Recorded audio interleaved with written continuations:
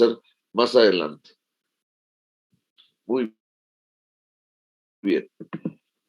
Entonces, vean, en lo que veíamos hace un ratito, ¿verdad? La disposición de la microflora en las fisuras sugiere que las condiciones desfavorables para el crecimiento bacteriano en la profundidad de estas justifican los hallazgos de que las caries en las fisuras se desarrollen en el acceso de las mismas. Qué interesante, ¿verdad? A pesar de que es en la zona más profunda de la fisura, como veíamos hace un rato en la fotografía, donde se acumulan las bacterias, ¿verdad? Muchas de ellas tienden a morir de inanición, ¿verdad? Por eso no es precisamente en el fondo de la fisura donde se origina la caries, sino precisamente en el acceso de ellas, ¿verdad? ¿Por qué? Por razones obvias, ¿verdad? Es muy poco el alimento que se transfunde a través de esta placa dentobacteriana, sobre todo porque está muy gruesa, ¿verdad? Está muy madura. Los microorganismos que se encuentran en la superficie o en la parte media están aprovechando mucho más, ¿verdad? Todo lo que son los nutrientes o los azúcares que están llegando a esa zona, ¿verdad?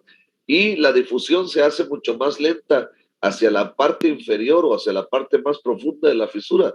Lo que va a suceder es que obviamente en la zona donde hay mayor proliferación y mayor actividad bacteriana es donde se va, ¿verdad?, a producir mucho más ácido, y es precisamente por eso que es en la superficie de la fisura, ¿verdad?, o en la entrada o en el acceso de la misma fisura donde se da precisamente el inicio de la caries dental. Ven qué interesante, uno pudiera pensar que es precisamente a través de esta acumulación de esa placa dentobacteriana al interior, lo que podría estar ocasionando la lesión, ¿verdad? Pero sin embargo estamos viendo que no es así, sino que es precisamente el acceso de estas fisuras o de estas fosetas en donde se va a dar precisamente el inicio del ataque carioso, ¿verdad? Bien, vamos a completar un poquito la información que habíamos visto al principio, ¿verdad? De lo que era cómo se va adquiriendo esta situación bacteriana en los bebés. ¿Hasta aquí hay alguna pregunta, duda o comentario, doctores y doctoras? ¿Por la diapositiva anterior, ninguna? No, doctor. Muy bien. Vamos a continuar entonces. Habíamos dicho, ¿verdad?, que la adquisición de la microbiota bucal del recién nacido es algo muy importante para que nosotros podamos comprender todo el proceso. Entonces, y haciendo un resumen, habíamos dicho, ¿verdad?, que el recién nacido tiene una boca estéril, ¿verdad?, que se va a ir colonizando, ¿verdad?, a través de la primera bocanada de aire cuando llora, ¿verdad?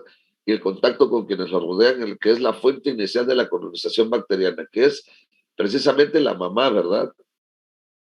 Recuerden que inmediatamente después de que aspiran al bebé y que ya lo limpian y todo, lo primero que hacen es llevárselo a la mamá, porque esto también tiene un contexto un poco más psicológico, ¿verdad? Y emocional, que tiene el contacto estrecho de la mamá con el bebé y que eso es algo muy importante para su desarrollo, ¿verdad?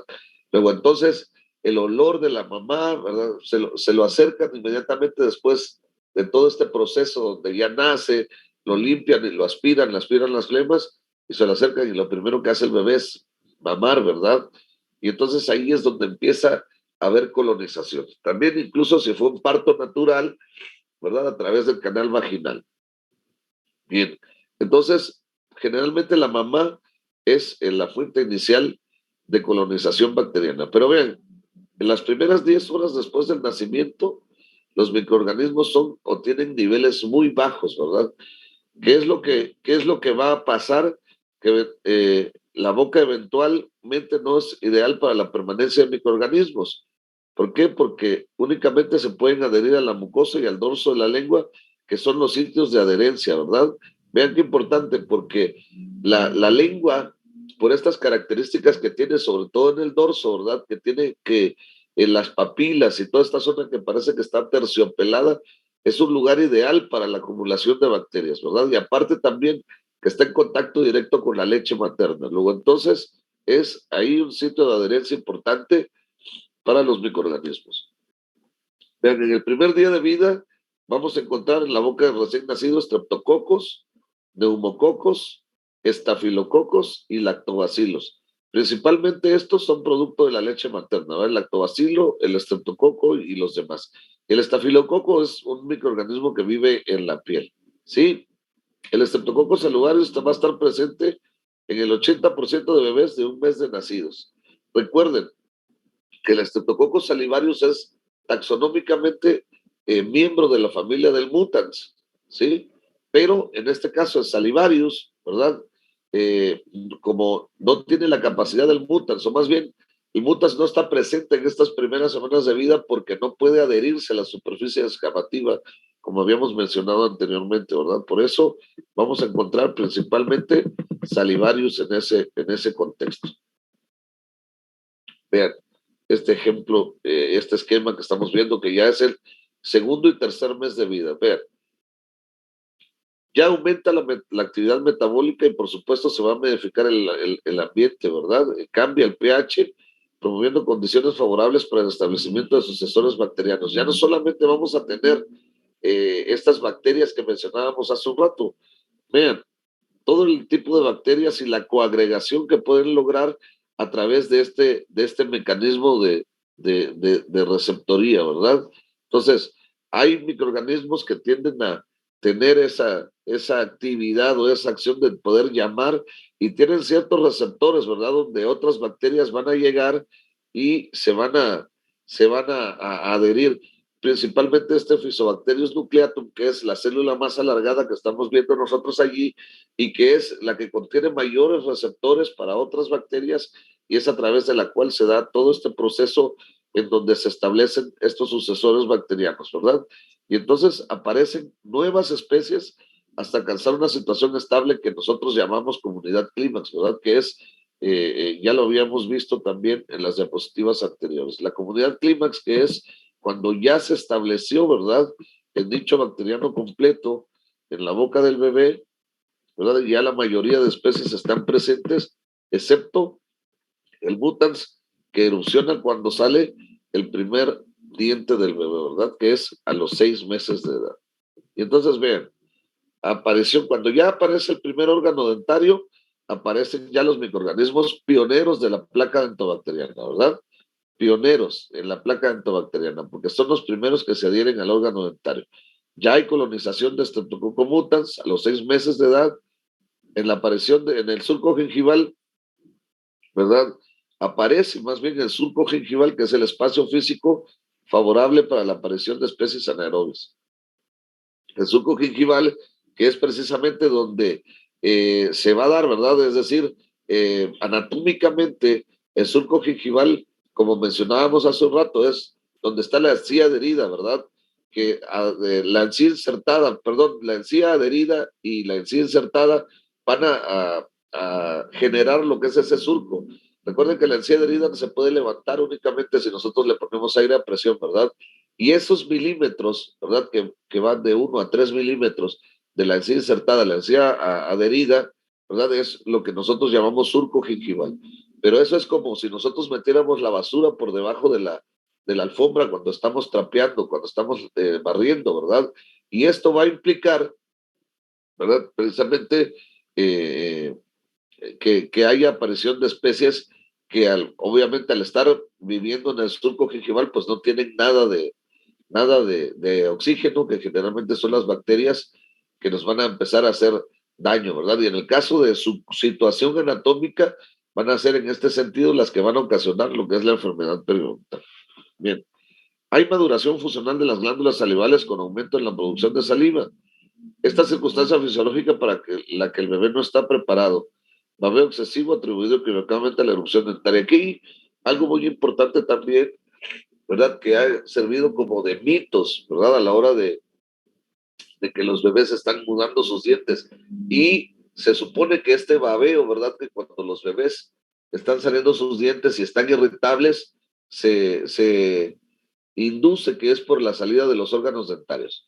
El hecho de que tenga comezón en las encías sí tiene que ver directamente con la aparición de los órganos dentarios, ¿verdad? Porque están tratando de romper esa encía. Pero el babeo excesivo que presentan los bebés es por la maduración de las glándulas salivales, principalmente las mayores, ¿verdad? Entonces, el bebé por eso está constantemente salivando, no es por la salida de los órganos dentarios. Tampoco, ¿verdad? Va a ocasionar esto. Algunos piensan que al bebé le da fiebre o tiene diarrea precisamente por la salida de los órganos dentarios. Puede tener febrícula, sí, pero si esta febrícula rebasa los 37 grados o llega a los 38, estamos en presencia de una infección y nada tiene que ver con los órganos dentarios. Lo mismo sucede con las evacuaciones líquidas. Entonces, esto, ¿verdad? Hace también este babeo constante y todo hace también que haya, ¿verdad? Cierta lubricación también y barrido mecánico también en algunas zonas de los dientes, ¿verdad? Lo que pudiera dificultar en su momento, ¿verdad? Que otras bacterias se pudieran adherir o que el pH de la boca también empiece a cambiar. Esto puede suceder también. Entonces, hay aparición de bacterias colonizadoras de superficies duras, específicamente el mutans, el sanguis y el actinomycosis streptomyconium. Strepto, ¿verdad? Actinomyces actinomycetincomitans, así se llama, ¿verdad? Y aquí dice, por ejemplo, SP, que son cepas puras, ¿verdad? Cepas puras, y después se van a ir distinguiendo taxonómicamente entre la familia de estos microorganismos. Pero lo más importante es que el sanguis y el actinomyces nos van a provocar la enfermedad periodontal, y el Streptococcus mutans nos van a provocar lo que es la caries dental. Entonces, resumiendo, ¿verdad? A partir de los 6 meses y con la formación, primero la aparición del órgano dentario, y esta misma aparición va a generar que se haya un surco gingival, entonces ya anatómicamente se generan las condiciones para que primero se adhieran estos microorganismos y después, por supuesto, haya enfermedad periodontal, ¿verdad? Antes de la salida del diente no hay surco gingival, no hay bacterias ahí adentro y como la superficie se está descamando constantemente, pues obviamente no vamos a tener ningún problema en ese sentido, hasta la aparición del primer órgano dentario. Por eso es tan importante recomendarle a la mamá precisamente que lleve al bebé a la consulta ante la aparición del primer órgano dentario. Y vean, el primer año de vida, ¿verdad? Las bacterias que se encuentran ya específicamente dentro de lo que es la cavidad bucal, y hay miembros del género Neisseria, Veillonella, Lactobacillus, ¿verdad? Rotia, etcétera. La transmisión de mutans entre 19 y 31 meses de vida en promedio son 26 meses, que es el periodo de ventana de infectividad. Esto quiere decir, ¿verdad? Que a partir de los 6 meses ya hay, los mutants empiezan a adherir a la superficie dentaria, pero vean que a los 19, ¿verdad? Y 31 meses de vida, que es cuando se desarrolla lo que es por completo, ¿verdad? O se genera por completo la dentición, o se está completando la dentición primaria, ¿verdad? Eso es el periodo de ventana de infectividad, es cuando más, ¿verdad? Va a haber proliferación de estos microorganismos y que a lo mejor no vamos a notar una enfermedad. Aunque en pacientes, ¿verdad? Que tienen mucha ingesta de azúcares, por ejemplo, bebés que fueron destetados, ¿verdad? Antes de los 6 meses, o que toman fórmulas y esta fórmula viene adicionada con azúcares, ¿verdad? Como es, por ejemplo, el nido Kinder o algunos otros tipos de alimentos que les dan a los bebés después de los 6 meses, como el chocomil, ¿verdad? Etcétera. Estos pacientes generalmente pueden desarrollar caries temprana o caries de biberón, que son unas caries muy agresivas, ¿verdad? Son caries rampantes, que son muy agresivas y que van a destruir, ¿verdad? Los órganos dentarios muy rápido, ¿verdad? Y hay bebés que a los 2 años y medio, por ejemplo, prácticamente tienen, ¿verdad? Los dientes ya, pues muy afectados, ¿verdad? Y entonces el segundo periodo de infectividad inicia con la erupción de los órganos dentarios permanentes. Todo esto es muy importante porque el mutans, ¿verdad? Como les decía, tiene precisamente esa capacidad de adhesión que no tiene ningún otro microorganismo. Bien. En la niñez y la adolescencia, ¿verdad? Después del año de edad, a los 3 años, que ya se completa la dentición temporal, hay hábitos dietéticos semejantes al resto de la familia, lo que mencionábamos hace un rato, ¿verdad? Los bebés ya comen todo lo que come la familia. Luego, a la hora de nosotros, con la mamá, ¿verdad? Prueba el alimento del bebé y luego con la misma cuchara se lo da a que ya coma. O al momento de soplarle, ¿verdad? Para enfriar los alimentos del bebé, todo eso está llevando muchos más microorganismos, ¿verdad? A la boca del bebé. Esa es la transmisión, el periodo de ventana que se da en todo este tiempo, ¿verdad? Entonces, es en esta edad, ¿verdad? A los 3 años, donde la mayoría de los niños han experimentado caries dentales y enfermedad periodontal producto de hábitos higiénicos deficientes. Obviamente, la mamá se ocupa de muchas otras cosas, está cansada, el bebé a veces no duerme, etcétera. Obviamente le van restando importancia a lo que es los hábitos higiénicos del bebé. Por supuesto, el bebé a los 3 años no puede realizarse él mismo, ¿verdad? Su higiene dental y por consiguiente va a tener, ¿verdad? Muchos o la mayoría de los bebés, si no es que el 90% o un poco más, han experimentado a esta edad, ¿verdad? Ya lesiones de caries dental. Entonces, o enfermedad periodontal. Vean qué temprano es cuando inicia, ¿verdad? El proceso, el ataque de la enfermedad hacia los niños. Prácticamente, además, hay que recordar, como vieron en su clase de anatomía dental al año pasado, que cuando los dientes erupcionan tienen que tener un periodo, ¿verdad? Que va más o menos de año y medio a 2 años para que logren calcificarse por completo. Luego, entonces, son más susceptibles a la caries dental. Y si histológicamente revisamos, ¿verdad? La cantidad de tejido que tienen estos dientes, vamos a ver que tienen mucha pulpa, que la pulpa dentaria es muy grande, la dentición temporal, y que la cantidad o el espesor de la dentina y el esmalte es mucho menor que los dientes permanentes. Luego, entonces, los dientes temporales tienen, ¿verdad? Mucho mayor susceptibilidad hacia las enfermedades por estas condiciones que estamos nosotros mencionando, ¿verdad? Que son muy importantes. Bien, ¿hasta aquí hay dudas o preguntas, doctores y doctoras? ¿Se le puede hacer una endodoncia a un niño chiquito? Perdón, Que si un niño tiene muchas caries y ya está llegando, bueno, la bacteria a la pulpa, ¿se le puede hacer una endodoncia aunque esté chiquito? sí, claro, nada más que en los niños no se llama endodoncia, sino se llama pulpectomía. Hay dos tratamientos que nosotros hacemos, ¿verdad? Y que tiene que ver también con toda la composición histológica de lo que es la pulpa dentaria en la dentición temporal y en la permanente. Hay diferencias significativas, ¿sí? Lo que hace que los tratamientos también sean distintos. Entonces, nosotros, cuando ya la lesión está muy, muy avanzada, ¿verdad? Y a lo mejor, pero nosotros vemos que esa pulpa está vital, ¿verdad? Es decir, que puede regenerarse hasta cierto punto. Lo que hacemos nosotros es hacer un tratamiento que se llama pulpotomía, que es nada más la extirpación de la pulpa, ¿verdad? De la cámara, de la corona del diente, ¿sí? Dejamos toda la porción radicular. Se ponen medicamentos que son biocompatibles y esperamos a que se exfolie ese órgano dentario. Igual ponemos una restauración encima, ¿sí?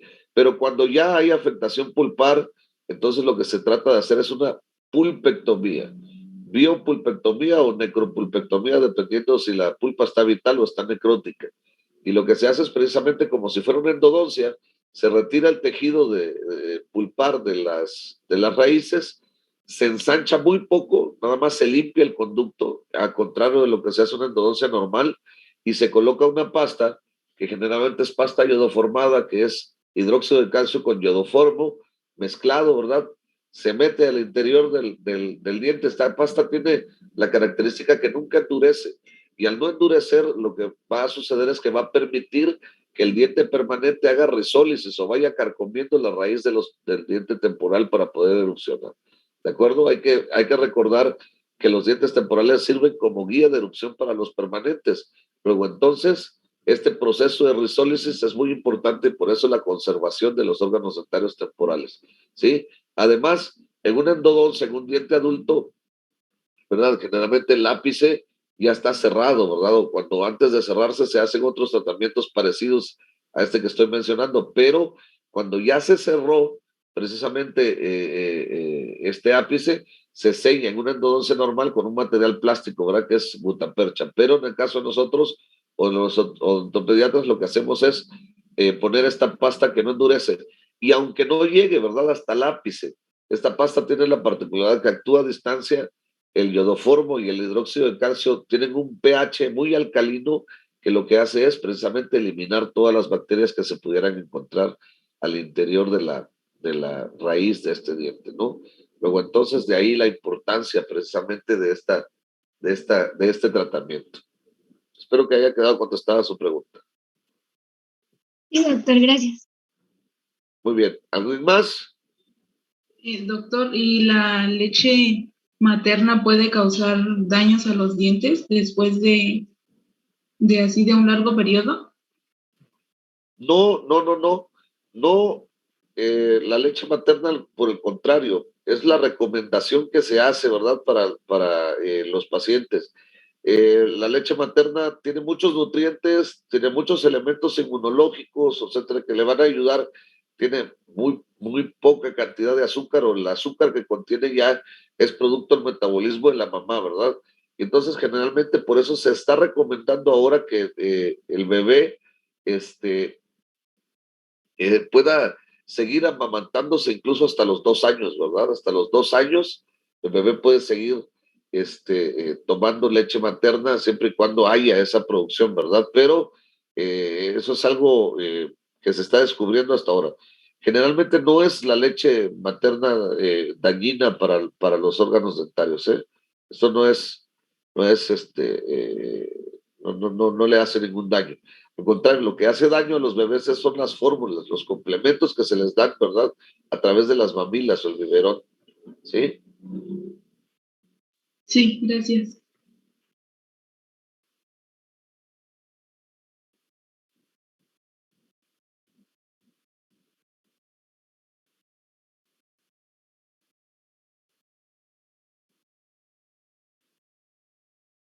Sí, mire, como veíamos hace un ratito, la colonización de la boca del bebé se da desde el momento del parto, ¿sí? Y ese contacto estrecho con la mamá, generalmente que el amamantamiento es donde va a empezar, ¿verdad? El bebé a colonizarse su boca de bacterias. Sin embargo, recuerden que no todas las bacterias son dañinas, ¿verdad? O la mayoría o ninguna de las bacterias es dañina, siempre y cuando su proporción se mantenga en equilibrio con las demás bacterias, ¿verdad? Por eso al año de edad se establece ya lo que es la comunidad clímax también en la boca del paciente o del bebé, y es donde ya todas las bacterias que normalmente se encuentran viviendo en la cavidad bucal de la mayoría de los pacientes, ¿verdad? Ya están desarrolladas en la cavidad bucal. ¿Cuál es lo que nos hace daño, verdad? Nos hace daño cuando o baja nuestro sistema inmunológico, que algunas bacterias nos hacen daño, por ejemplo, eh, o los virus por ejemplo, del herpes, ¿no? Que nos sale un fuego labial cuando nos da fiebre, cuando las mujeres están menstruando, o etcétera, ¿verdad? Es cuando podemos tener algún problema, cuando baja nuestro sistema inmunológico. Estas bacterias que normalmente no nos hacen daño, pueden provocarnos un daño. En el caso de la caries y la enfermedad periodontal, cuando nosotros ingerimos alimentos azucarados, estas bacterias se desarrollan en mayor medida, como veíamos en las diapositivas anteriores, se desarrolla en gran medida, y ese desarrollo lo que hace es mayor producción de ácidos como el láctico, que nos van a hacer daño para el esmalte dentario o la encía, ¿verdad? Que es lo que va a suceder o lo que sucede. Entonces, si nosotros vemos esta situación como un equilibrio, resulta que a lo mejor ninguna de las bacterias que contiene la boca son dañinas, ¿verdad? Tienen su lugar en la cadena alimenticia, tienen un propósito a lo mejor dentro de la cavidad bucal, ¿verdad? Pero cuando proliferan es cuando nos empiezan a hacer daño. Por eso ahora el nuevo enfoque de la caries dental tiene que ver con los hábitos alimenticios e higiénicos, ¿verdad? Y de todo esto que estamos comprendiendo de cómo se da el proceso, es que se empiezan a desarrollar nuevas técnicas, sobre todo de mínima invasión, para los tratamientos dentales, sobre todo en dientes temporales, ¿verdad? Antes, por ejemplo, para todo hacíamos pulpotomía y poníamos corona. Siempre íbamos un paso adelante para que los bebés o los niños no tuvieran ese tipo de problemas. Pero, ¿verdad? Poco a poco nos fuimos dando cuenta de que, de acuerdo a la fisiología y a la bioquímica de las bacterias, se pueden hacer tratamientos incluso sin eliminar por completo la caries dental, ¿verdad? O el tejido que está dañado. Pero eso lo vamos a ver más adelante. Bien. Eh, ¿Preguntas, dudas o comentarios, doctores y doctoras? No, ¿Nadie más? todo Bien, bien, todo bien. vamos a dejar la clase hasta aquí. Yo creo que este fin de semana no vamos a subir nada para tarea, pero en la siguiente semana vamos a ver un poquito de nomenclatura y vamos a hacer el ejercicio de mapeo de placa dentobacteriana, ¿de acuerdo?